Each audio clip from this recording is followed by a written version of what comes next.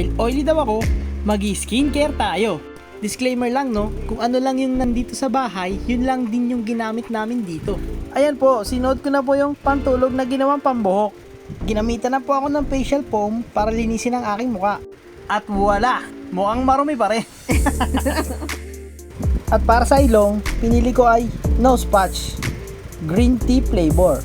Uy, pero legit amoy green tea talaga siya. At habang nakatapal yan sa ilong ko, sinimulan na nga ni Mrs. i-shave ang bigote at balbas ko. Kinis yarn. At ngayon, tanggalin na ang minarinate na nose patch.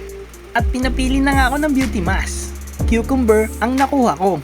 Ito na po, binuksan, binuklat, inilatag sa muka na parang wrapper ng lumpia. Makalipas ang ilang minuto, tanggalin ang wrapper sa muka at i-massage ng bahagya. At para sa finishing touch, para saan nga yung aloe vera? Di moisturizer.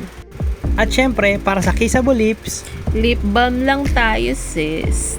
satisfied customer, tulugan na, the end!